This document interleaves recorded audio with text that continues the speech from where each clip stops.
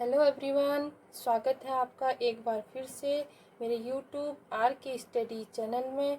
बच्चों, आज का जो टॉपिक है हमारा अशुद्ध वाक्यों को शुद्ध करना। बच्चों, आज मैं आप लोगों को बताऊंगी कि अशुद्ध वाक्यों को कैसे शुद्ध कर कर लिखा जाता है और बोला जाता है। तो वीडियो शुरू करते हैं। सबसे पहला वाक्य है बच्चों, दो लड़का आ रहा है। बच्चों, दो क्या है? बहुवचन है और लड़का क्या है? एक वचन है। और बात कितने लड़कों की हो रही है? दो लड़कों की। तो दो लड़का आ रहा है। तो लड़का यहाँ पर क्या है? अशुद्ध वाक्य है।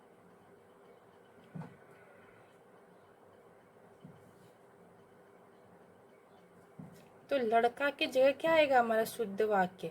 कि दो लड़के आ रहे हैं।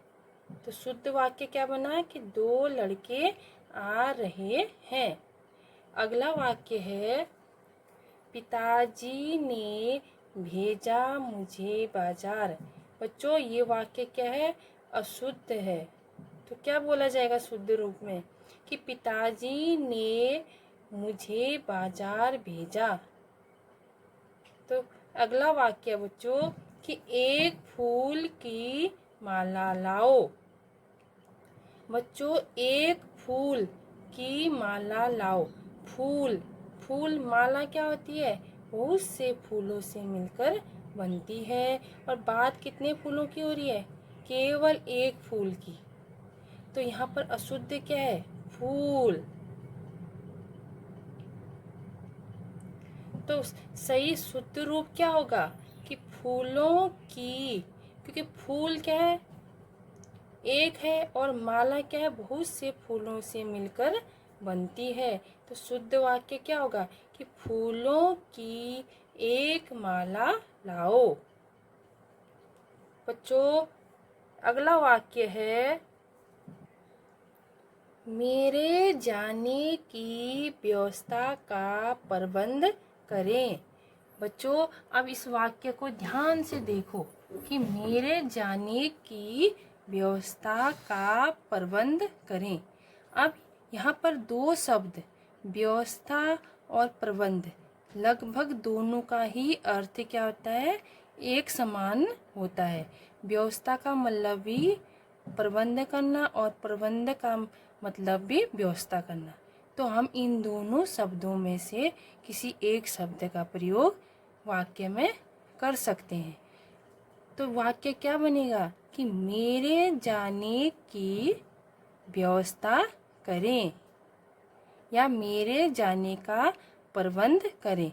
इन दोनों वाक्यों में से एक शब्द का प्रयोग किया जाएगा। तो मेरे जाने की व्यवस्था करें। तो यहाँ पर एक शब्द क्या है?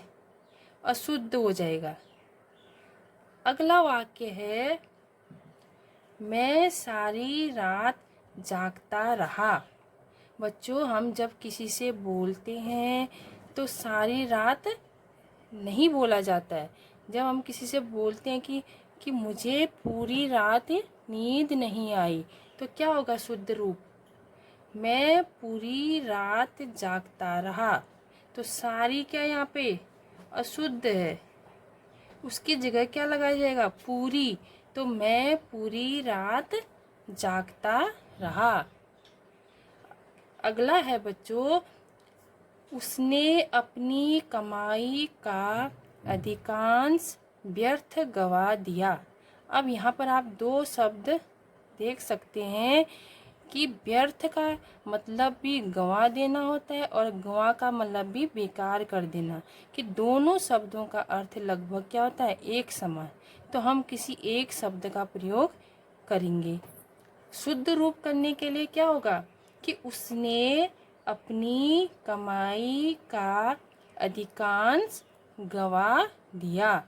तो इधर से व्यर्थ क्या हो गया? अलग हो गया।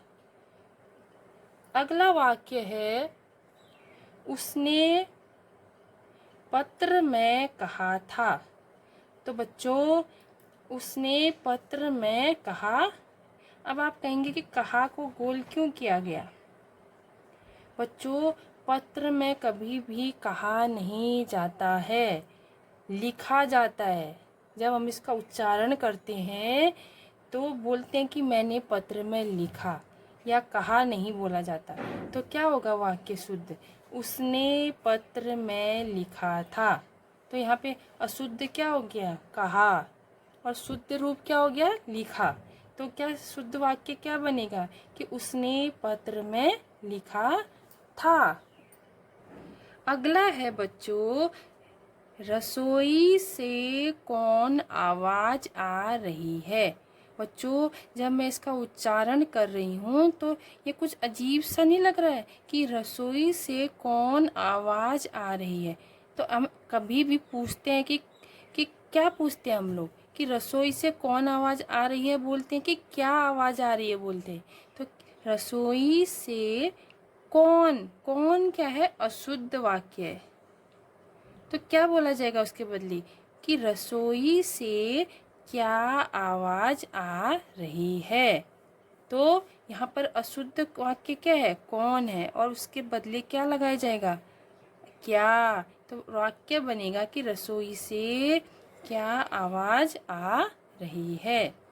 अगला वाक्य है बच्चों, श्री कृष्ण के अनेकों नाम हैं। बच्चों, श्री कृष्ण क्या है? एक हैं, और उनके क्या है? नाम क्या है? बहुत सारे हैं। तो यहाँ पर अशुद्ध क्या है? अनेकों। ऐसा नहीं बोला जाएगा। क्या बोला जाएगा उसके बदले? शुद्ध रूप में बोला जाएगा कि श्री कृष्ण के अनेक नाम हैं। अगला वाक्य देखते हैं बच्चों, मैं गाने की मेहनत कर रहा हूँ। बच्चों, अब आप बोलेंगे कि यहाँ पर अशुद्ध वाक्य कौन सा है? मैं गाने की मेहनत कर रहा हूँ। बच्चों, मेहनत क्या है? पढ़ाई की जाती है या किसी अन्य चीज़ की जाती है? तो यहाँ पर मेहनत शब्द क्या है?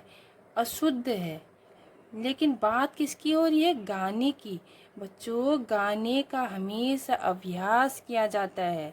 तो मैं शुद्ध रूप में कैसे लिखा जाएगा वाक्य?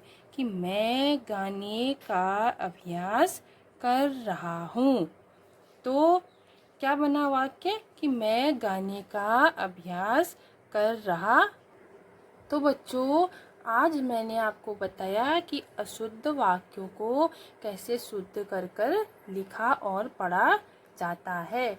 आशा है इन वाक्यों को जानने के बाद आपको वाक्यों को शुद्ध करके लिखना और पढ़ना आया होगा।